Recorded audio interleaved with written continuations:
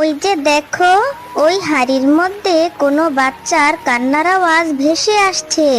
আমার মনে হচ্ছে ওই হাড়ির মধ্যে কারো বাচ্চাটা রেখে পানিতে ভাসিয়ে দিয়েছে। তুমি ওখানে যাও, গিয়ে ওই বাচ্চাটাকে আমাদের ভাসমান বাড়িতে নিয়ে আসো।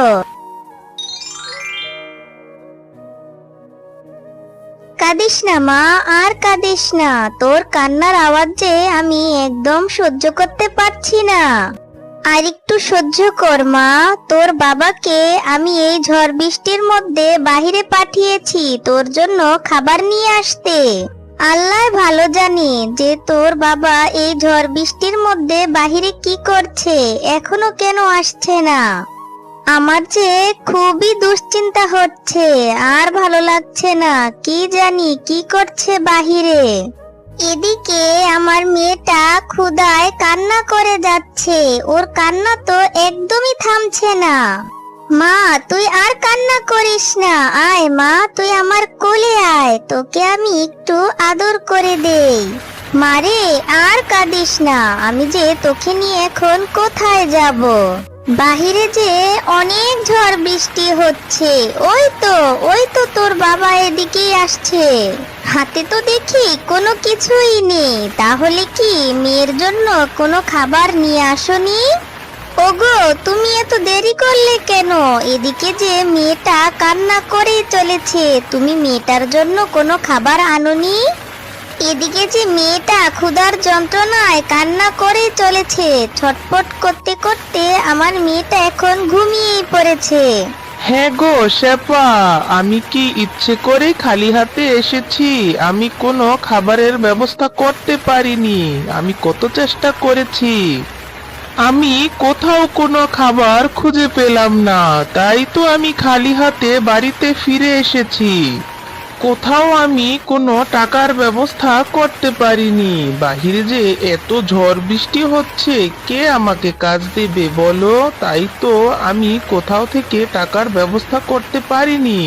আমি যে কতজনের ধারে ধারে ঘুরেছি একটা কাজের জন্য বা একটু খাবারের জন্য, কেউই আমাকে কাজ দিল না। বাহিরে যেই বৃষ্টি হচ্ছে, আমার মনে হয় বন্যা হবে।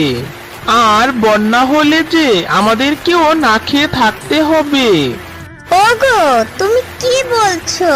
এমনিতেই বৃষ্টি হওয়ার কারণে আমাদের না খেয়ে থাকতে হচ্ছে, আর যদি বন্যা হয় তাহলে যে আমাদের এই নিচু বাড়িটা একদম তলিয়ে যাবে। তখন আমরা কোথায় থাকবো? তখন আমরা কোথায় যাব? কি করব? কোথায় থাকবো? কিছুই তো বুঝতে পারছি না। পাশের গ্রামে থাকতো মন্টু শিয়াল ও ঝুমা শিয়ালিনী। তাদের একটা ছোট্ট মেয়ে ছিল।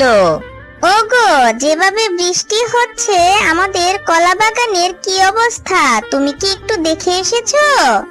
আর এভাবে যদি বৃষ্টি হতে থাকে তাহলে আমাদের কলা বাগানে তো পানি ঢুকে কলা গাছগুলি সব মরে যাবে, আর আমাদের জমির সবজিগুলো তো নষ্ট হয়ে যাবে। তুমি একটা ব্যবস্থা করো। তুমি একটু গিয়ে দেখো আর একটু ভালো করে মেরামত করে এসো। হ্যাঁ গো গিন্নি, আমি সবকিছু ভেবে রেখেছি। আমাদের পাশের গ্রামে নাকি বন্যা হয়েছে। আমাদের জমিতে যেই ফসলগুলি হবে তা আমরা পাশের গ্রামের বন্যার্থদের মাঝে বিলিয়ে দিব। আর আমাদের জমিতে যেই কলা গাছগুলো আছে সেই কলা গাছগুলো কেটে আমরা একটা কলা গাছের বাড়ি বানাবো। হ্যাঁ গো, তুমি তো কথাটা মন্দ বলনি। পাশের গ্রামে যেই বন্যার্থরা আছে তাদেরকে আমাদের জমির ফসল দিয়ে সাহায্য করব। তারা তো এখন না খেয়ে আছে। কাজের সময় আমাদের ফসলগুলি যদি কাজেই না লাগাতে পারি তাহলে কি হবে? আমাদের ফসলগুলি তাদেরকে দিলে তারা খেয়ে বেঁচে থাকতে পারবে। আর আমাদের কলা গাছগুলি দিয়ে যদি একটি বাড়ি বানিয়ে দিয়ে দেওয়া হয় তাহলে কলা গাছের বাড়িটা পানিতে ডুববে না। তখন সেই কলা গাছের বাড়িতে আমরা অনেককেই ঠাঁই দিতে পারবো। এরপর মুন্নি শিয়ালিনী আর ঝন্টু শিয়াল তাদের কলা বাগান থেকে কলা গাছগুলো কাটতে থাকলো।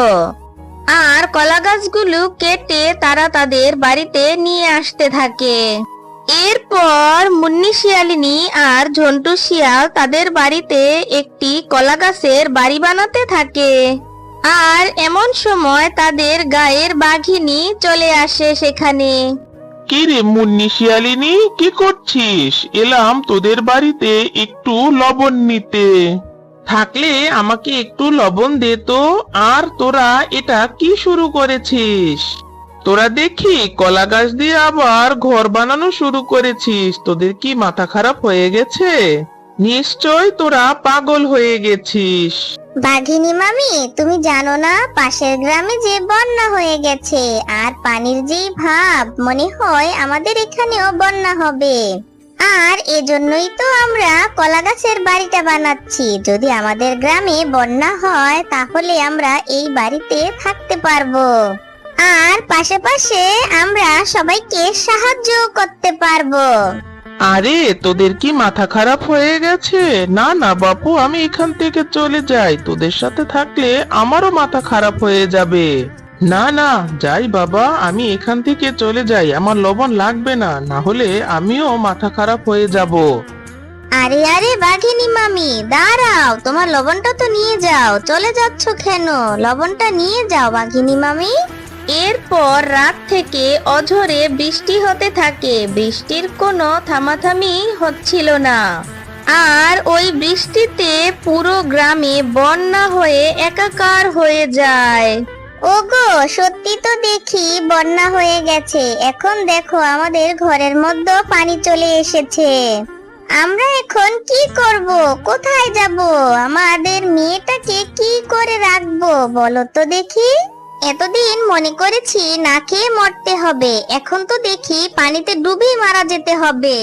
শেপা, তুমি কোনো চিন্তা করো না। তুমি মেয়েটাকে নিয়ে বাহিরে চলো, দেখি একটা ব্যবস্থা করতে পারি কিনা। ওগো, দেখো না বাহিরে এত পানি, বন্যায় আমাদেরকে ভাসিয়ে নিয়ে যাবে। এখন মেয়েটাকে নিয়ে কোথায় যাব, কি করব? দেখো না আমার মেয়েটা 2 দিন ধরে না খেয়ে আছে। এভাবে চলতে থাকলে আমার মেয়েটা তো মারাই যাবে। হে সৃষ্টিকর্তা, আমাদেরকে সাহায্য করো। বউ, তুমি একটু শান্ত হও, আর কান্না করো না। আমি দেখি কিছু একটা করতেছি। আমার মেয়েকে আমি মরতে দেব না। তুমি একটু চুপ করো, আমি ঘরের ভিতরে গিয়ে দেখি কোনো একটা ব্যবস্থা করতে পারি কিনা। আমরা দুজন যদি মরেও যাই তবু আমাদের মেয়েকে মরতে দিব না। কোনো একটা ব্যবস্থা করতেছি, তুমি একটু দাঁড়াও। আমাদের মেয়েটাকে এই হাড়ির মধ্যে রেখে দাও। এই হাড়িটা নিশ্চয়ই পানিতে ভাসবে। এই হাড়ির মধ্যে করে আমার মেয়েটাকে আমরা পানিতে ভাসিয়ে দেই। এই হাড়ির মধ্যে ভাসিয়ে দিলে আমাদের মেয়ে আর পানিতে ডুবে মরবে না। আর ও যদি আমাদের সাথে থাকে তাহলে পানিতে ডুবে মারা যাবে। আমরা যদি নাও বেঁচে থাকি তাহলে আমাদের মেয়ে কারো না কারো হাতে পড়বে, তখন আমাদের মেয়ে সেখানে বেঁচে থাকবে। ওগো, আমাদের কলিজার টুকরা সন্তানটাকে আমরা পানিতে ভাসিয়ে দিলাম। না জানি ও কোথায় গিয়ে থামবে। না জানি ও কোথায় গিয়ে থামবে, কার কাছে যাবে। আল্লাহ, তুমি আমার মেয়েটাকে ভালো রেখো। হ্যাঁ গো, আমাদের কলা গাছের বাড়িটা তো বানানো হয়ে গেছে। শুনেছি পাশের গ্রামে অনেক বন্যা হয়েছে। চলো আমাদের এই ভাসমান কলা বাড়িটা নিয়ে আমরা পাশের গ্রামের বন্যার্থদের উদ্ধার করতে যাই। আর হ্যাঁ, আমাদের গ্রামেরও অনেক নিচু জায়গা তলিয়ে গেছে। চলো আমরা সবাইকে উদ্ধার করতে যাই। আর আমরা যতটুকু সম্ভব ওদেরকে সাহায্য করব। চলো ভাইয়েরা, ভাবিরা, আপনারা চলুন সবাই। আমরা কলা গাছ দিয়ে একটা বাড়ি বানিয়েছি, সেখানে আমরা সবাই মিলে একসাথে থাকবো। গ্রামে আজকের মধ্যেই বন্যা হয়ে যাবে, না হলে সবাই আমরা ডুবে মারা যাব। আপনারা সবাই চলুন আমাদের ভাসমান কলা বাড়িতে থাকতে। আরে মুন্নি ভাবি, ঝন্টু ভাই, তোমরা না হয় পাগল হয়েছো। আমরাও কি তোমাদের সাথে পাগল হয়ে গেছি? যদি বন্যাও হয় তাহলে বন্যার পানিতে ডুবে মরবো, কিন্তু তোমাদের মতো পাগলের সাথে গিয়ে ওই ভাসমান কলাবাড়িতে থাকবো না। এর কিছুক্ষণ পরই পুরো গ্রামে অনেক বৃষ্টি হতে থাকে, আর বৃষ্টির পানিতে পুরো গ্রাম বন্যা হয়ে পানির নিচে তলিয়ে যায়। তখনই মুন্নি শিয়ালিনী আর ঝন্টু শিয়াল তাদের ভাসমান কলাবাড়ি নিয়ে সকলকে উদ্ধার করতে যায়।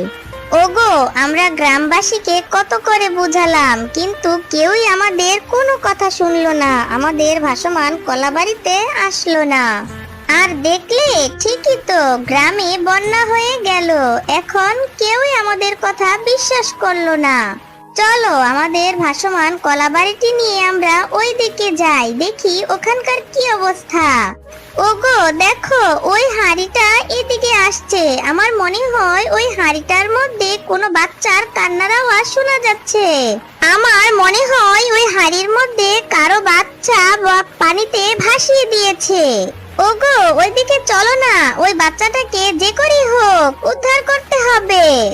তুমি এক্ষুনি যাও, গিয়ে ওই হাঁড়িটাকে ধরে নিয়ে এসো, ওই বাচ্চাটাকে উঠাতে হবে।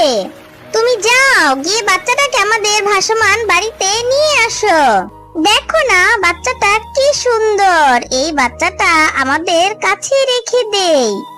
বাচ্চাটা কত সুন্দর, না জানি কোন বাবা মার আদরের সন্তান।